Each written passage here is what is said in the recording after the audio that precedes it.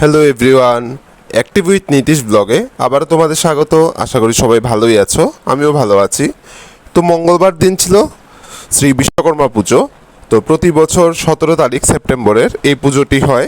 তো তোমরা সবাই জানো যে বিশ্বকর্মা এক কথায় বলতে গেলে যে যন্ত্রপাতির দেব প্লাস উনি কারিগরও। তো এই কারণে আমাদের যত যাদের বাড়িতে মানে লোহার কোনো সরঞ্জাম আছে অথবা কোনো যানবাহন আছে, আমরা কিন্তু সবাই বিশ্বকর্মা পুজো করার চেষ্টা করি। তো যদিও আমার বাড়িতে বিশ্বকর্মা পুজো হয় না, তো আমি অন্যান্য বারের মতো মানে মাকে বলেছি যে আমার যে বাইকটি আছে সেটাকে আমি ধুয়ে পরিষ্কার করেছি। তো মাকে বলেছি যে একটু তেল সিঁদুর দিয়ে দিতে।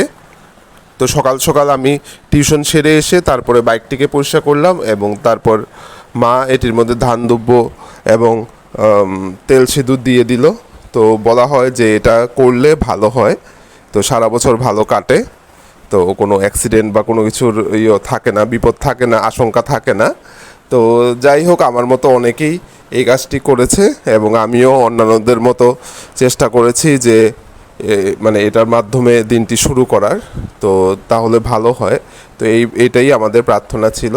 তো মাও স্নান টান করে এসে তারপর তেল সিঁদুর ফুল ধান দুব্য দিয়ে আমার বাইকটিকে পুজো করে নিল। তো এটা আমার বিশ্বকর্মা পুজোর দিনের প্রথম কাজ এটাই ছিল। তো তারপর আমার সারাদিন কেটে গেল টিউশন করতে করতে। তারপর রাত্রেবেলা আমি 9টার দিকে বাড়িতে এলাম। তখন ফ্যামিলি নিয়ে আমি বেরোলাম একটু পুজোতে, কারণ ওদের নিয়ে না বেরোলেও না হবে, কারণ ওদেরও মন খারাপ হয়ে যাবে যে সারাদিন আমি টিউশন করলাম। তো ওদের নিয়ে আমি বেরিয়েছি। তো তারপরে এখানে আমাদের সোনামুড়াতে কয়েকটা জায়গাতেই ভালো ভালো পুজো হয়েছে। তো বেশ লাইটিং করা হয়েছে, খুব সুন্দরভাবে সবটা আয়োজন করা হয়েছে। যদিও ঠাকুরের মানে সাইজ একটু ছোট ছিল, কিন্তু মোটামুটি সব জায়গাতে কিন্তু পুজো বেশ সুন্দরভাবে আয়োজন করেছে। তো দিনের বেলা তো পুজো হয়েছে, আর সন্ধ্যার পরে প্রচুর মানুষের ঢল নামে সব জায়গাতে। সবাই পুজো দেখতে বেরোয়, কারণ সামনেই আসছে দুর্গা পুজো। তো মোটামুটি এখন থেকে কিন্তু পুজোর সবটা একটা আমেজ চলে এসছে। তো সেই হিসাবে এটা আমাদের মানে একটা কি বলবো, এটা আমাদের একটা সংস্কৃতি যে আমরা প্রতি বছর বিশ্বকর্মা পুজোতে যেভাবে তৈরি হয়ে বেরোই। তো এটা মোটামুটি আমাদের একটা পুজোর রেস চলে আসে যে এখান থেকে আমাদের পুজো শুরু হবে।